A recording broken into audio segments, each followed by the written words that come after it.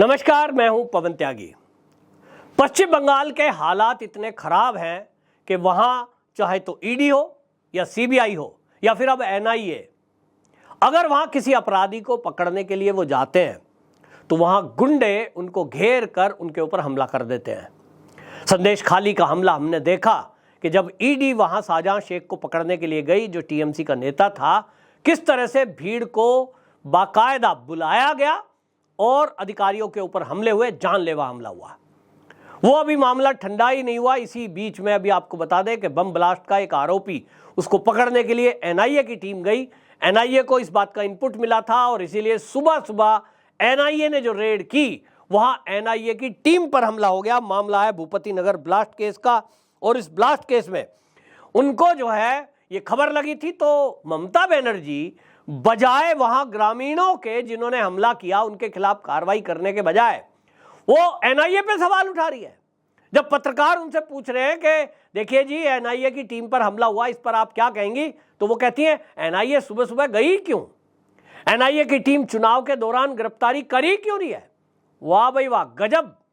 मतलब ममता बनर्जी ये चाहती हैं कि लोकसभा चुनाव जब तक ना निपट जाए तब तक कितने बम ब्लास्ट होते रहें, किन्हीं को मारते रहो, कुछ भी गुंडागर्दी करते रहो, लेकिन एजेंसियां गिरफ्तारी ना करें क्योंकि वो टीएमसी के कार्यकर्ता हैं या टीएमसी से कोई ना कोई लिंक है। ममता बनर्जी की आप बेशर्मी देखिए कि वो अपने राज्य में हो रहे इस तरह के गुंडागर्दी और अपराध को रोकने के बजाय एजेंसियों पर सवाल उठाती हैं और खुला कहती हैं कि इस देश में ईडी, सीबीआई और एजेंसियों का दुरुपयोग हो रहा है। क्या भाई, आपके यहां ब्लास्ट नहीं हुआ? पुलिस की रिपोर्ट है कि ब्लास्ट हुआ, और जब बम ब्लास्ट होगा कहीं भी तो एनआईए के रूल में लिखा है, कानून में लिखा है कि अगर कहीं आतंकी कुछ चीज मिलेगी और विस्फोटक का अगर कहीं मामला होगा तो उस सारी मामले की जांच एनआईए करेगी, ना कि लोकल पुलिस। तो आप कहती हो लोकल पुलिस को इन्फॉर्म क्यों नहीं किया? यह सवाल एनआईए और इनसे पूछा गया एजेंसियों से, तो उन्होंने कहा साहब हमने अपना एक देखा है अनुभव कि जब भी कभी लोकल पुलिस को हमने खबर की, ईडी के अधिकारियों का भी ये कहना है और सीबीआई के, वो कहते हैं हम पश्चिम बंगाल में अब रूल है कि भाई लोकल पुलिस को साथ में लेना पड़ेगा, भीड़ ना आ जाए। तो बोलते हैं हमने लोकल पुलिस को जब इन्फॉर्म किया तो उसमें बताना पड़ता है क्या मामला है, इसलिए आए हैं, ऑर्डर दिखाना पड़ता है कोर्ट का, ऊपर के अधिकारियों का, गृह मंत्रालय का। तो पूछते हैं साहब रेड कहाँ होनी है? फला शहर के फला एरिया में होनी है, फला गांव में होनी है। तो ये पुलिस वाले, लोकल पुलिस वाले वहां के लोकल गुंडों को सबको जानते हैं, और इतने में ये एनआईए की टीम पहुंचे, उसके पहले उनको खबर पहुंच जाती है, फोन कर देते हैं, और इसलिए वो अपने ठिकाने पर मिलते नहीं है। जब ये कई बार रिपीट हुआ कि ईडी की टीम छापा मारने जा रही है, अपराधी गायब, एनआईए की टीम पकड़ने जा रही है, अपराधी गायब, तो इतनी बुद्धि तो सब में है कि ये सूचना लीक कहां से हुई है। जो टीम दिल्ली से चलकर कोलकाता पहुंच रही है, पश्चिम बंगाल तक पहुंच रही है और कहीं किसी को भनक नहीं है, और अचानक थाने में पहुंचते हैं और जैसे ही अधिकारियों को ये बताते हैं कि किस एरिया में हमें किस व्यक्ति को गिरफ्तार करने के लिए जाना है। अब रास्ते से आप गाड़ियों से जाएंगे, आपको 2 घंटा लगेगा, इस बीच में सूचना कहां की कहां पहुंच जाती है। आजकल अधिकारियों की जांच कर नहीं सकते, पुलिस की जांच कर नहीं सकते, क्योंकि जांच करने का मतलब है फिर वो कलेश कि साहब अच्छा आप पुलिस के अधिकारियों की जांच करेंगे हमारी। यह है ममता बनर्जी का शासन, और ममता बनर्जी के शासन में ये खुल्लम खुल्ला हो रहा है। तब फिर इसका हल क्या है?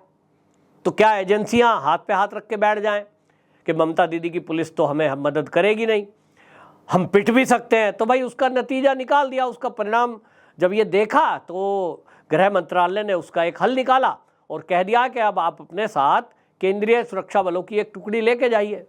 तो सीआरपीएफ की टुकड़ी भेज दी जाती है, सीआरपीएफ वाले सुरक्षा में जाते हैं, अब चाहे ईडी हो, चाहे एनआईए हो या सीबीआई हो। तो ममता बनर्जी को यही दिक्कत है, वो कहती है साहब लोकल पुलिस को साथ नहीं ले रहे हैं, लोकल पुलिस को साथ लेते हैं तो आप बदमाशों को भगवा देते हो। वो कहती है साहब ना, हमारे यहाँ चुनाव तक कुछ मत करो। सुबह गए थे, गांव वालों को, अजनबी आदमी को देख के ऐसा, अच्छा मतलब किसी भी गांव में अगर पुलिस की वर्दी में, क्योंकि उनके साथ ऐसा नहीं है कि एनआईए के लोग गए तो वो खाली एनआईए लिखा होता भाई उनकी यूनिफॉर्म पे भी, और किसी भी गांव में कोई अनजान आदमी अगर जाएंगे तो क्या उसको घेर के हमला कर देंगे? ये कल्चर डेवलप कर दिया है कि ममता बनर्जी ने पश्चिम बंगाल में। ममता बनर्जी कह रही है कि गांव में अगर कई अचानक लोग जाएंगे तो ऐसा हो जाता है। कैसे हो जाता है?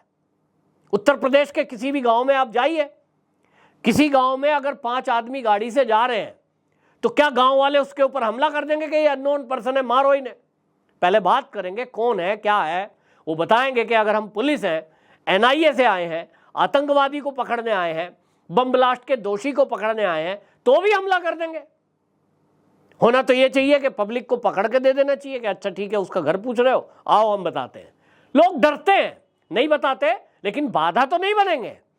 ममता बनर्जी एनआईए की गलती निकालने में लगी है। इससे क्या होता है? आतंकवादी जो हैं, अपराधी जो हैं, उनके हौसले बढ़ते हैं। उनको लगता है देश, जो प्रदेश की मुख्यमंत्री है ये हमारे साथ है, यहाँ की जो पुलिस है ये हमारे साथ है, और इसलिए क्या करो, खुल के हमले करो। कुछ होना तो है नहीं। अभी आप देखिए शाहजहां शेख के मामले में क्या हुआ है, कुछ हुआ थोड़ा ही है। अज्ञात लोगों के 150 लोगों के नाम एफआईआर में लिखवाया गया कि अज्ञात लोग, क्या हुआ, फॉर्मलिटी में 2-4 को पकड़ा और बात खत्म, क्योंकि इनको लगता है कि इस मुद्दे पे तो कोई एफआईआर और बातचीत कार्रवाई तो होगी नहीं। ये जो एजेंसियों के नाम पर झूठ फैलाया जा रहा है इस देश में, जो भी विपक्षी पार्टियों को मैं देख रहा हूं, चाहे अरविंद केजरीवाल के ऊपर कोई कार्रवाई हो रही है शराब घोटाले में, या कोई ईडी कार्रवाई करती है, एजेंसियों का दुरुपयोग है, ईडी झूठ बोल रही है, ये तो बीजेपी की बी टीम है, ममता बनर्जी वही बोलती है। सारे विपक्षी पार्टियों के नेताओं ने ये सूत्र पकड़ लिया कि एजेंसियों को बदनाम करो। हद ये हो गई कि अब चुनाव आयोग पर भी ये पूरा इंडिया अलायंस इसी तरह से प्रहार कर रहा है। ममता बनर्जी ने भी कह दिया चुनाव आयोग भी भारतीय जनता पार्टी की ही टीम है। इसका मतलब चुनाव में पहले से पहले ही इन्होंने नैरेटिव सेट कर दिया कि इलेक्शन कमीशन को इतना बदनाम कर दो कि कल को जब मोदी की सरकार बने तो दुनिया में ये ना हो जाए कि मोदी तीसरी बार पीएम बन गया, क्योंकि ये छवि बन जाएगी, मोदी का मान बढ़ जाएगा।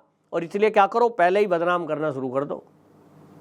तो अभियान चलाए जा रहे हैं, कुछ वकीलों को इस तरह के फंडिंग की जा रही है कि वो अभियान चलाएं।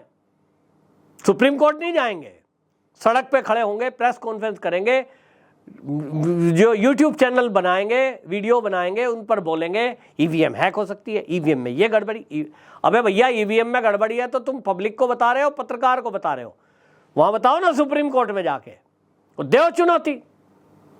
लेकिन नहीं करेंगे, उनको नैरेटिव चलाना है केवल कि मोदी जो जीत रहा है 24 में, वो केवल ईवीएम में गड़बड़ी करके जीत रहा है। चुनाव आयोग से मिल करके वो उसकी टीम है, अपनी मनपसंद के अधिकारियों के बल पर जीत रहा है, क्योंकि ये इनको सूट करता है। हमारे देश में कोई ऐसा कानून है नहीं कि आप किसी भी एजेंसियों को झूठ बोलो, उनके ऊपर आरोप लगाओ। अब इलेक्शन कमीशन कोई व्यक्ति तो है नहीं, एक संगठन है। उनमें से कोई आदमी तो आके कहेगा नहीं ममता दीदी आपने मेरा अपमान किया, मुझे कहा मोदी का आदमी है इसलिए मैं तुम पर केस करता हूं मानहानि का। उनको पता है एजेंसी है, और एजेंसियां इस तरह के जवाब नहीं करती। कोई जिम्मेदार आदमी तो है नहीं कि भाई कोई एक व्यक्ति है, संगठन है। और इसलिए क्या करो, संगठनों को बदनाम करो, चुनाव आयोग को बदनाम करो, ईडी को बदनाम करो, सीबीआई को बदनाम करो, इनकम टैक्स को बदनाम करो, और ये बताओ देश में और विदेश में कि सबसे कट्टर ईमानदार यदि कोई इस देश में है वो हम, और सबसे बेईमान यदि कोई है वो है मोदी। मोदी तो बेईमान है। मोदी ने चंदा ले लिया बीजेपी ने तो शरद रेड्डी से, वो तो है रिश्वत। शराब घोटाला आप पार्टी के तो किसी आदमी ने करा नहीं, सुप्रीम कोर्ट झूठ बोल रही है, जमानत दे नहीं रही है, उसे बताएंगे रिश्वत। लेकिन हमारी पार्टी में जो चंदा आया है वो सब जो है वो तो दूध के धुले हैं, वो तो गंगा जल में पवित्र होकर आया है, वो तो हमारा अधिकार है। इस तरह का नैरेटिव चलाते हैं। ये ताजा उड़ान आप देखिए कि हद है बिल्कुल हिपोक्रेसी की।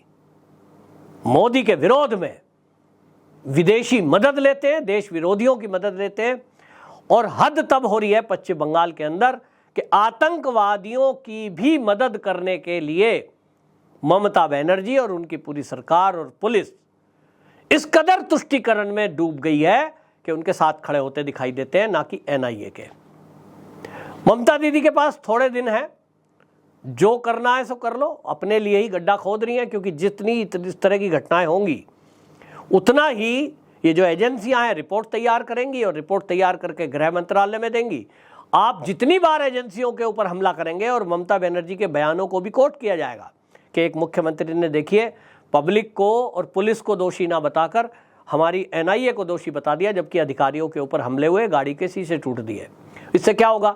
जिस दिन राष्ट्रपति शासन लगेगा पश्चिम बंगाल में, मेरी बात याद रख लेना, उस दिन ममता बनर्जी की तरफ से जब वकील सुप्रीम कोर्ट पहुंचेंगे और गृह मंत्रालय को गलत बताने की कोशिश करेंगे, तब अधिकारी वो बंडल पूरा लेकर कोर्ट में जाएंगे कि देखो जज साहब, ये हमारे पास एविडेंस है, कब कब ममता बनर्जी ने क्या क्या कहा और वहां की पब्लिक ने हमारे ऊपर हमले किए, एजेंसियों के बारे में क्या क्या कहा। तब आप देखेंगे कि कोर्ट भी ममता बनर्जी की सरकार को राहत नहीं दे सकती, जितने कारनामे पश्चिम बंगाल में हुए हैं। तो चुनाव बीतने दीजिए, उसके बाद ये सब हिसाब होगा, क्योंकि चुनाव से पहले अगर राष्ट्रपति शासन लगता है तो ये सहानुभूति की वोट ले सकते हैं और ये बीजेपी ममता दीदी को करने नहीं देगी। लेकिन चुनाव के बाद जरूर इन सब गुंडे बदमाशों का हिसाब किताब होगा, बराबर होगा। ये मोदी जी ने साफ संकेत दे दिए हैं। आपकी क्या राय है? कमेंट बॉक्स में जरूर बताएं। वंदे मातरम।